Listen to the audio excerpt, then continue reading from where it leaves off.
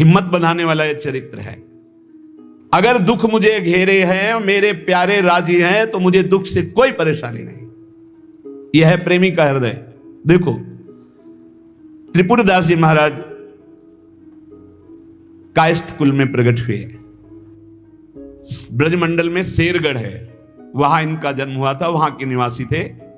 और आपके पिता राजमंत्री थे। बचपन से ही भगवत भक्ति के संस्कार थे। जिनमें कुछ दिव्य प्रकाश होता है वो बचपन से भगवत भक्ति का। जिनको ये लगता है कि जवानी में विषय भोग ले और बुढ़ापे में भजन करेंगे तो भूल जाए। बुढ़ापे में मन को प्रभु में नहीं लगाया जा सकता। यदि आपने जवानी में भजन का अभ्यास नहीं किया तो बुढ़ापे में नहीं होगा। बुढ़ापे में प्रपंच ही होगा, पक्का विश्वास मान लीजिए। और जितने भी दिव्य महापुरुष हुए हैं, जिनके जीवन प्रकाशित हुए हैं भक्ति अध्यात्म की ऊंचाई में, वो बचपन से श्री भगवान में लगे। त्रिपुरदास जी के घर में राजमंत्री पिता थे, पर बहुत ही सुंदर भक्ति के संस्कार थे। एक बार आप पिता के साथ आगरा से किसी कार्य के लिए गिरिराज जी आए, तो यहां ठाकुर श्री श्रीनाथ जी का दर्शन किया। यही विराजमान थे अन्योर में, जहां जतीपुरा इधर ठाकुर जी यहीं प्रकट हुए हैं। श्रीनाथ जी अपने ब्रज के हैं, गिरिराज जी के। ऐसा सुंदर रूप श्रीनाथ जी का, ये नवीन किशोर अवस्था लुभायमान हो गए। बहुत हट किया, अब मैं नहीं जाऊंगा, इन्हीं के दर्शन करूंगा, इन्हीं के पास रहूंगा। पिता राजमंत्री थे। वहां किसी परिचित से कहा, बालक है, हट करता है त्रिपुरदास, इसको हम छोड़ देते हैं 2-4-10 दिन यहां। देखो भगवान का विधान, यहां श्रीनाथ जी के दर्शन करेगा, फिर हम आदमी भेज देंगे, बुला लेंगे। अब वो दैवी योग से प्रेरित थे, पुत्र को यहां छोड़ दिया और वापस वो लौटे तो रास्ते में कुछ वैरी दल के राज सैनिक को दुष्टों ने घेर लिया और मार डाला, पिता को मार डाला। भक्तों के जीवन में प्रारंभ से ही विपत्तियों की बौछार हो जाती है, लेकिन आप ऐसा डरिएगा मत। क्या जिनके हृदय में भक्ति नहीं है उनके परिवार के लोग नहीं मरते क्या? जिनके हृदय में भक्ति नहीं वो क्या दुख नहीं भोगते क्या? ये अज्ञानी जन है, नहीं जानते। शरीर रचना के समय शुभ अशुभ कर्मों के अनुसार दुख सुख पहले से रच गया है। भक्ति तो हम आज कर रहे हैं, ये नई खेती है, ये भक्ति का फल नहीं, वो दुख सुख पुराने हमारे कर्मों का फल है। जब आपने सुना, सूचना आई कि तुम्हारे पिता को बैरी दल ने मार डाला है, तो श्रीनाथ जी की तरफ देखा और कहा, आप तो हमारे पिता भी हो, मित्र भी हो, जीवन धन हो। हृदय में बड़ा आनंद हुआ कि चलो नाम मात्र का पिता अंतर्ध्यान हो गया, लेकिन मेरा जो अनंत जन्मों का पिता है उससे संबंध हो गया। अब तो मेरे श्रीनाथ जी के सिवा कोई नहीं है। एकदम निश्चिंत हो गए। रोज प्रभु के सामने भाव विभोर होकर रोया करते, नौ किशोर अवस्था, कि प्रभु अब आपके सिवा हमारा कोई नहीं है। एक दिन वल्लभाचार्य भगवान आचार्य चरण, जिनके दुलारे लाडले श्रीनाथ जी हैं, वो सेवा में आए तो देखा है बालक बहुत एक दृष्टि से देखता है, रोता है। लाओ इस बालक को सामने लाया। ये है भगवत कृपा। जब भगवत कृपा होती है तब गुरु मिलते हैं, और जब गुरु कृपा होती तब भगवान मिलते हैं। जब भगवान की कृपा होती तब गुरुदेव मिलते हैं, संत मिलते हैं। जब द्रवहि दीन दयालु राघो तो साधु संगति पाइए। और जब संत द्रवित होते हैं तब भगवान का साक्षात्कार होता है। बुलाया और परिचय पूछा, कौन है ये? तो कहा, अमुक राजमंत्री का पुत्र है, इनके पिता यात्रा में मारे गए हैं। और ये बहुत आसक्त चित्त होकर श्रीनाथ जी को देखते हैं, श्रीनाथ जी से रोते हैं। त्रिपुरदास जी ने साष्टांग दंडवत किया वल्लभाचार्य जी को और कहा, प्रभु मैं मात्र पितृहीन, न मेरे माता है न पिता है, मैं अनाथ बालक हूं। बस मेरे नाथ तो श्रीनाथ जी ही हैं, और आपके श्री चरणों का आश्रय दे दिया। प्रभु मुझ अनाथ दीनहीन को आप स्वीकार कर लीजिए। बहुत प्रसन्न हुए। इतना छोटी अवस्था में ऐसे शुद्ध शब्द, ऐसे भागवतिक चेष्टाएं। चलो आज अभी इसी क्षण मैं इसको दीक्षा देता हूं। आचार्य श्री वल्लभाचार्य जी विधि पूर्वक दीक्षा देकर ब्रह्म संबंध कराया। कुछ दिन तक पास रखा और कहा, वापस जाओ घर। श्रीनाथ जी की सेवा की भावना रखो, निरंतर चिंतन करो, ध्यान में श्रीनाथ जी का स्मरण रखो, भक्ति में जीवन व्यतीत करो। हमारा सदैव कृपा प्रसाद तुम्हारे साथ है। गुरु आज्ञा तत्काल श्रीनाथ जी से उनके जो परिचय के थे ले गए। यवन राजा था, उनके राजमंत्री थे पिता। तो जब नव किशोर अवस्था से थोड़ा बड़े हुए तो इनके पिता का पद इनको दिया, राजमंत्री बना लिया। अब ये राजमंत्री में जितना वैभव मिलता, तो इन्होंने एक बात सत्य समझी कि धन की सच्ची योग्यता क्या है। बोले संतों के मुख में चला जाए, संतों की सेवा में चला जाए, भगवंत सेवा में लग जाए, सो धन धन्य प्रथम गति जाकी। धन की सार्थकता है। ये भागवतिक सरकारी बैंक है। जैसे भारतीय सरकारी बैंक में जमा करो जब चाहो ले लो ब्याज सहित, ऐसे भागवतिक सरकारी बैंक है। गौ संत जन, ब्रह्म ऋषि जन, भगवान किसी विग्रह की अर्चा पूजा और किसी ऐसे असहाय की जो बीमार है, जो अपवित्र है, असमर्थ है, उसकी सहायता भगवत भाव से कर देना, उसमें जो धन खर्च होना, ये सब भागवतिक बैंक में जमा होता है, आपको मिलेगा, ब्याज सहित मिलेगा। हमारे प्रभु की बैंक में परसेंट बहुत ज्यादा मिलते हैं। 1 रुपया का लाख गुना ब्याज मिलेगा। देके ये जो आप देखते हैं कि अमुक अमुक पद पर बैठ गया, अमुक राजा बन गया, अमुक अमुक बन गया, ये पूर्व जन्म का है। पूर्व जन्म का आप देखते हैं छा गया, ये पूर्व जन्म का सुकृत है। वैभव ऐश्वर्य चरण चूम रहे, वाह वाही हो रही, ये सब पूर्व का पुण्य है, 1 का लाख गुना। पर इस बैंक में विश्वास नहीं होता, किसी किसी को विश्वास होता है।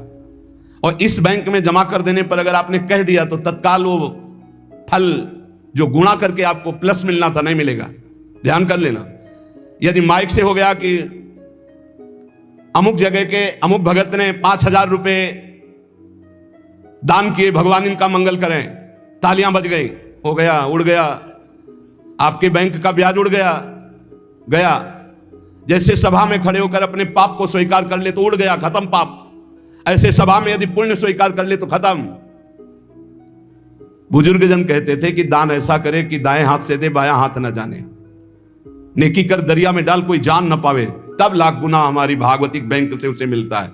ये तो हुआ अपना धन देने पर। और अगर ये बात हो जाए कि हे प्रभु आपकी वस्तु आपको समर्पित करते तो भगवान मिल जाएंगे, तो दियम वस्तु गोविंदम तुभ्यमेव समर्पये। ये निश्चय किया त्रिपुरदास जी ने कि राजमंत्री पद से जो भी धन आएगा मैं केवल सेवक की तरह प्रसाद से शरीर पोषण करूंगा, सारा धन संत सेवा और भगवंत सेवा में लगाऊंगा।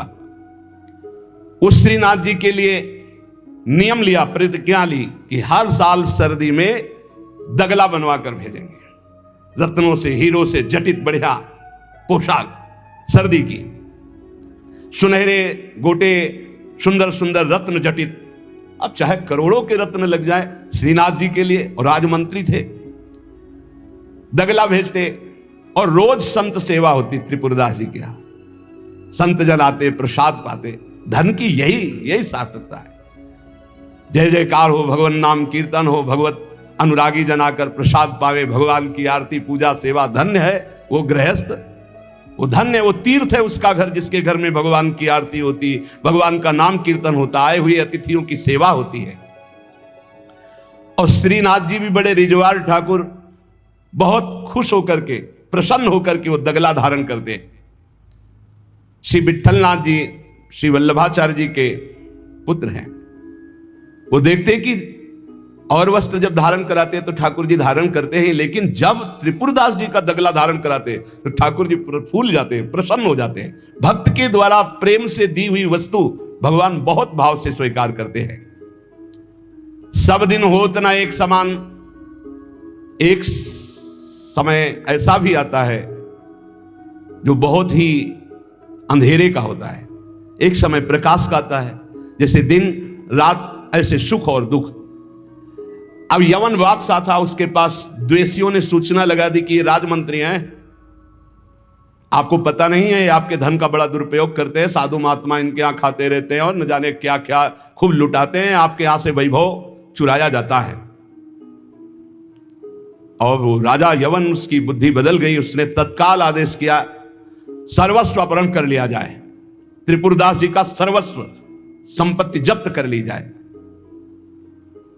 मतलब पात्र भी घर में नहीं रह गए, सब जब्त कर लिया गया। जहां रोज संत सेवा, ठाकुर सेवा, श्रीनाथ जी के लिए बहुत महंगा पोशाक सर्दी की, सब एक पात्र भी नहीं रहने दिया, सब जब्त कर लिया। खाने पीने के लिए एक दाना भी नहीं रह गया, कुछ नहीं, सब जब्त कर लिया, केवल दिवाले दिवाले। अब आप विचार करो, जिसका ऐसा चल रहा हो उसका ऐसा, इसलिए होश में रहना चाहिए। सब दिन होत न एक समान, ये शब्द याद रखना चाहिए। सुख है तो फूलो मत, कल दुख आने वाला है। शरीर स्वस्थ है तो अभिमान मत करो, कल कोई रोग आ जाएगा। जीवित हो तो अभिमान मत करो, कल ही मृत्यु आ सकती है, आज भी आ सकती है। होश में। खूब धन संपत्ति है, कल ऐसा हो सकता है टुकड़े टुकड़े के लिए मोहताज हो सकते हो। पक्का पक्का। आज दुखों घेरे हैं तो आप निराश मत होइए, कल आप बहुत बड़े आदमी बन सकते हैं। उत्साह संपन्न रहिए। आज बहुत बड़े आदमी है, धन है, संपत्ति है, वैभव है, नौकर चाकर है, बहुत फूलिए मत। हो सकता है ऐसा समय आ जाए कि तुम्हें किसी के यहाँ नौकरी करनी पड़े अपने पेट भरने के लिए। समय बहुत विचित्र है, पलटने में देर नहीं लगती, पलटने में देर नहीं लगती। खाने पीने तक के लिए नहीं रहेगा, सब यवन राज ने जब्त करवा लिया। अब जैसे तैसे बहुत गरीबी से कष्ट से जीवन यापन होने। अब आए सर्दी की ऋतु। सर्दी की ऋतु में श्रीनाथ जी को दगला भेजते थे, खूब सुंदर सजा करके। यहां सजाने की क्या बात, खाने की भी कोई वस्तु नहीं रह गई थी। ठाकुर जी की सेवा की प्रतिज्ञा की थी कि जब तक जीवन है आपके लिए पोशाक भेजूंगा। अब सर्दी में कैसे पोशाक भेजे, खाने के लिए भी नहीं। बहुत जोर जोर से रोना आया कि हम हर कष्ट सह सकते थे, लेकिन आपकी सेवा, ये जो सर्दी की पोशाक भेजने की थी, अब कैसे होगी आपकी सेवा। और ये सेवा नहीं होगी तो मेरा जीना, क्योंकि मैंने नियम लिया था कि मैं अपने जीवन में जब तक जीऊंगा हर वर्ष आपको सर्दी के समय पोशाक भेजूंगा सर्दी की। आप ठाकुर जी से विनय करने लगे कि मैं सब कष्ट सह सकता हूं, आपकी सेवा छोड़कर नहीं। इतने में देखा, दृष्टि गई तो एक ऊपर दावात रखी थी। आपको जैसे कोई डूबते हुए को तिनके का सहारा मिल जाए, और वो दावत पीतल जैसी दिखाई दे रही थी, तो लग रहा था कुछ सिक्के की तो बिकी जाएगी। दावत ली, बाजार में बेचने के लिए गए कि अगर ये बिक जाएगी तो थोड़ा भी कपड़ा मिल जाएगा तो नियम की तो पूर्ति हो जाएगी। भगवान अपने भक्तों को ऐसा कष्ट क्यों देते हैं, क्यों देते हैं? बड़े आराम से जय जयकार हो रही थी, संत सेवा हो रही थी, ठाकुर सेवा हो रही थी। श्री प्रियादास जी कहते हैं, भयो ईश ख्याल, इष्ट देव को ये पसंद है। डरना मत, डरना मत कि इष्ट देव को ये पसंद, क्या पसंद है? अनन्य चिंतन। धन का आश्रय भी नहीं होना चाहिए। सुनेरी मैंने निर्बल के बलराम, अपबल तपबल और बाहुबल, चौथो बल है दाम। और आपसे बता दें, कक्षा 1 के विद्यार्थी से पीएचडी के प्रश्न नहीं पूछे जाते। आप मत डरना, क्योंकि आप क्लास में हैं ही नहीं, आप इस क्लास में नहीं हैं। आप डरना मत। नहीं आपको लगे कि भगवान हमारी भी परीक्षा लेंगे तो आज जो चैन से हम एसी में रह रहे हैं, कल फिर सब खत्म हो जाएगा, ऐसा नहीं। ये डिग्री वालों की होती है। अपने लोग वो पार्टी छुइया वाले पहले क्लास वाले हैं, खूब टॉफी मिलेगी और आराम से पढ़ने को। यहाँ परीक्षा नहीं होती है। यहाँ 2-4 क्लास तो ऐसे ही बढ़ा दिए जाते हैं। जब डिग्री आती है तब वहां परीक्षा होती है, इस बात की कि अब तुम्हारी स्थिति क्या है। त्रिपुरदास जी के ऊपर जो भगवान की विशिष्ट कृपा हुई, ये भगवान श्री कृष्ण चंद्रजू ने युधिष्ठिर जी से कहा। एक बार युधिष्ठिर जी ने कहा कि प्रभु, ऐसा भी आपका नाम लेते हैं, धर्म से चलते हैं, कोई कदम भी कहीं अधर्म नहीं। अर्थ समझ लो भाई, डरना नहीं, डरना ले ली। इसलिए बीच में कह रहे कलयुगी भगत है, ये ले अपनी कंठी माला अनुग्रहामि। बहुत अनुग्रह, हमें नहीं चाहिए आपका अनुग्रह। भगवान ने युधिष्ठिर जी से कहा, यस्याहम अनुग्रहणामि, जिसे मैं स्वीकार कर लेता हूं कि मेरा है, उस पर मैं कृपा करता हूं। हमने ये देखा, पहलवानों से भी मिले हैं, वो कुश्ती में अपने जन को वहीं पीटते हैं जहां से कमजोर होते हैं। यहां मारा, अब 1000 बार यही मारेंगे, वो 1000 बार मारेंगे यही थपाड़ा, 1000 बार मार के फिर गिरा कर टिहुना से मारेंगे यहां। और जब टिहुना सह गए तब कहेंगे हाँ ठीक है लड़ो, क्योंकि हमने पक्का कर दिया अब यहां तुम्हारे कोई मारे तो तुम फेल नहीं होगे। ऐसे कुछ जगत गुरु श्री कृष्ण हैं। हमारा ये पार्षद कमजोर कहां से हो सकता है? जहां कमजोर वहीं मारा जाता है। बड़ा सुविधा होगी तो सुविधा पर ही मार चलेगी, अब सुविधा के बिना भी भजन हो सकता है। उस समय तुम्हारी मांग क्या होगी, सुविधा या भगवान? त्रिपुरदास जी किस लिए रोए कि आपकी सेवा का प्रण लिया था, उस सेवा की पूर्ति। भगवान कह रहे कि जिस पर मैं कृपा करता हूं पहले उसका धन बल अपहरण कर लेता हूं, ये धन बल अपहरण कर लेता हूं। जब वो निर्धन हो जाता है तो सगे संबंधियों का अपहरण कर लेता हूं, या तो सगे संबंधी छोड़ देंगे। देखा ना पिता रास्ते में ही राधे श्याम, बहुत कृपा समझना कठिन है। सुनाया था एक बार भगवान शंकर की कृपा। माता पार्वती जी से कहा चलो मैं आपको अपने भक्त के दर्शन कराता हूं। बोले चलो प्रभु। तो बोले पहले अभक्त के दर्शन कर लो, तब भक्त के दर्शन आप सुख पाओगी। तो गए तो सुपारी कतर रहे थे बैठे, इसमें बढ़िया गद्दा लगा हुआ था, गिरदा लगा हुआ, 50 गाय 50 भैंसे दूध दुही जा रही थी। प्रातःकालीन का समय था। संत वेश में गए और कहा भगत जी 100 ग्राम दूध दे दो, शालिग्राम भगवान को स्नान कराना है। चल दिया सुबह से, और क्या क्या बोलना शुरू। महादेव जी ने कहा हे भगवान जितनी संपत्ति और वैभव इससे दुगना इसकी कर दो। माता जी ने कहा औघड़ इसीलिए कहा जाता है इनको, बड़े औघड़ नाथ है। 100 ग्राम दूध ले दिया, गाली दिया, ऊपर से कह रहे संपत्ति कह दो दुगनी। बोली नहीं पर अंदर अंदर बहुत विचित्र औढ़र दानी है इनका। आशुतोष बोले चलो भगत के दर्शन। बोले अभक्त तो ऐसा था कि अगर आप साथ ना होते तो इसको भस्म ही कर देती हम, क्योंकि अंबा तो शक्ति है। आपका अपमान। अरे अभक्त ऐसे ही होते हैं, तुम्हें नाराज नहीं होना। भक्त के पास गए, एक झोपड़ी फूस की, एक गाय, और उसी फूस की झोपड़ी में माँ उसकी मैया रहती थी। गए जो देखा संत तो साष्टांग दंडवत किया, आओ बैठो बैठाला। 100-200 ग्राम गाय का दूध होगा, वो बढ़िया पान करने को ले दिया। प्रभु थोड़ी देर भगवत चर्चा हुई। भगवान शिव ने कहा अच्छा भाई चलते हैं, हम तो विचरण करते रहते हैं।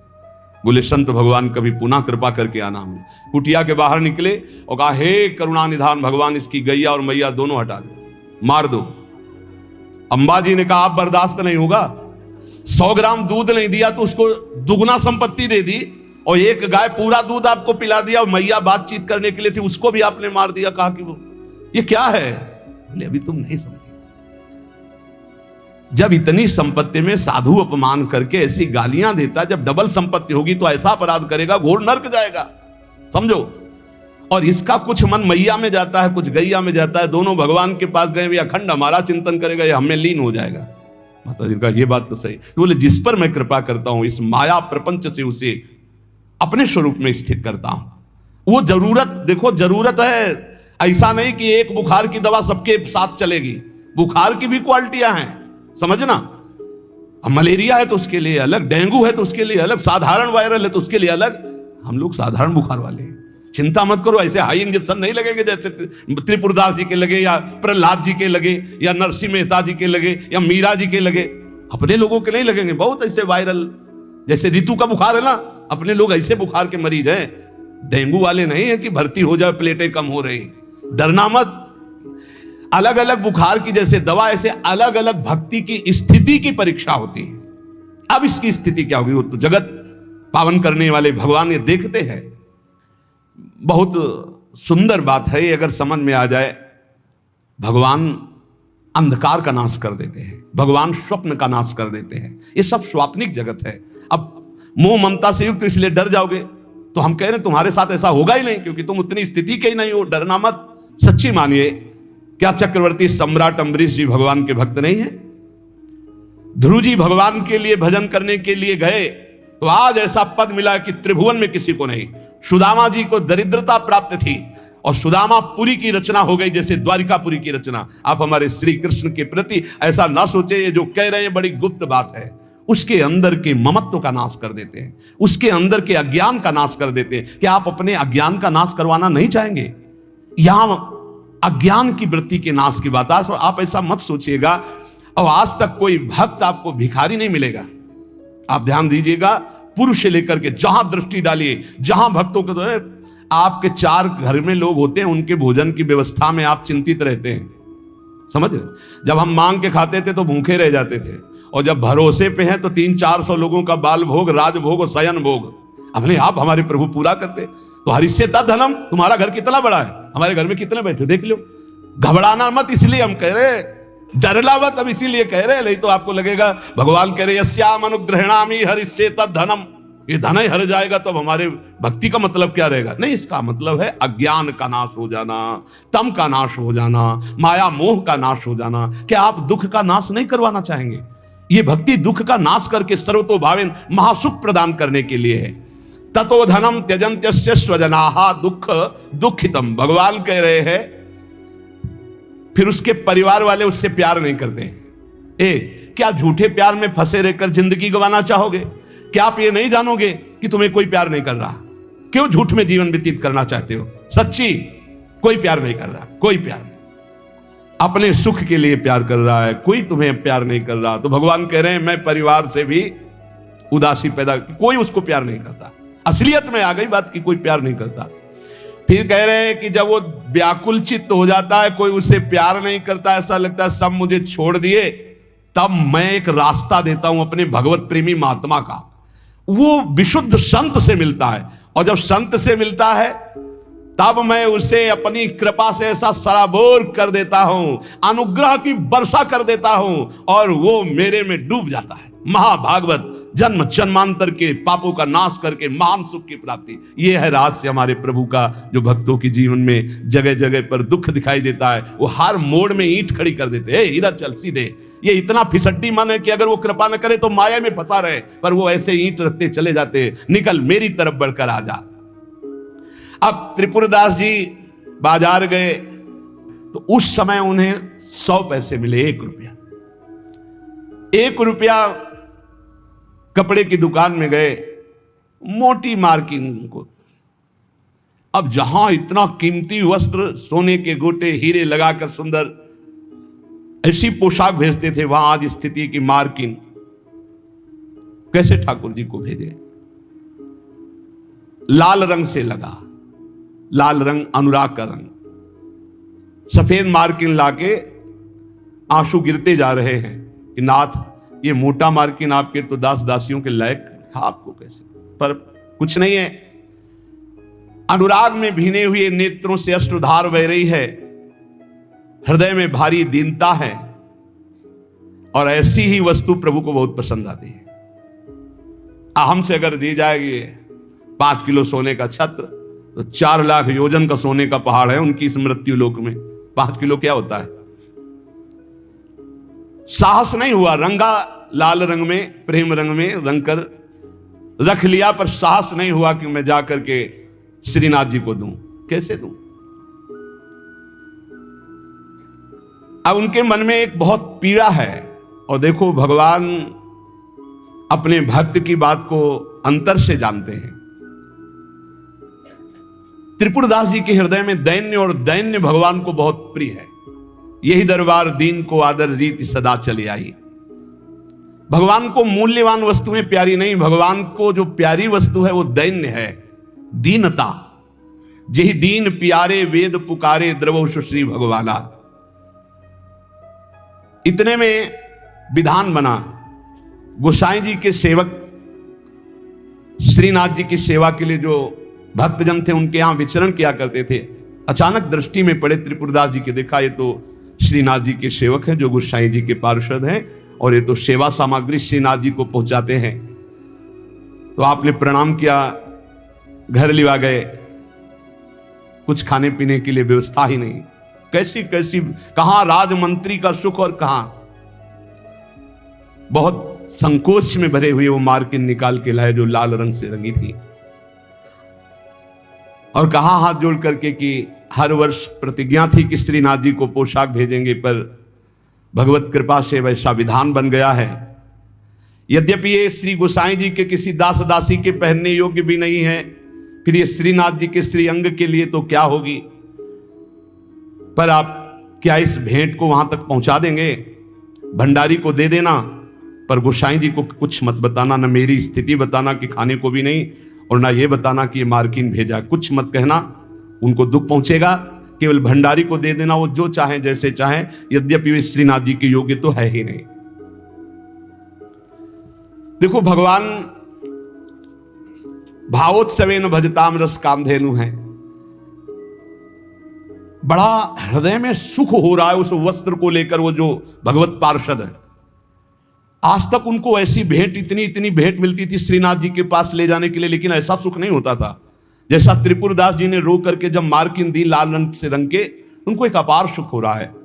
त्रिपुरदास जी का वस्त्र लेकर बड़े प्रेम में डूबे हुए भगवत पार्षद गए और भंडारी जी से कहा कि आपसे तो कुछ छुपाव है नहीं, ये त्रिपुरदास जी का दिया हुआ वस्त्र है। यद्यपि बहुत कष्ट में उनका जीवन है, फिर भी उन्होंने ये सेवा भेजी।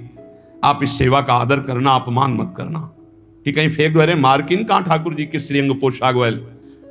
तो उन्होंने, भंडारी ने कहा कि इसका सही प्रयोग करेंगे।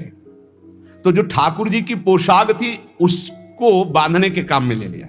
उन नए वस्त्र जो मार्किन आई उसमें रखकर ठाकुर जी की पोशाक बांधकर और उसे अलमारी में रखने। परम स्नेही ठाकुर जी कांपने लगे। जब श्रृंगार हुआ तो सर्दी का समय था, कांपने लगे श्रीनाथ जी। जब श्री आचार्य चरण सेवा में गए तो कहने लगे मुझे बहुत जोर की ठंड लग रही है।